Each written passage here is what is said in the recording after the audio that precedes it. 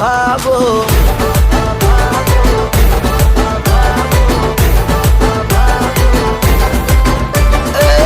ঘাটালের সব মানুষ জাগো, উন্নয়নের কথা ভাবো। মামাটি মানুষের সরকার আবার আমাদেরই দরকার। থাকবে সাথে থাকবে পাশে জনগণের সর্বক্ষণ। 25শে মে লোকসভা ভোটে জেতাও তোমার ঘরের ছেলে দীপক অধিকারীকে। 25শে মে লোকসভা ভোটে জেতাও তোমার ঘরের ছেলে দীপক অধিকারীকে।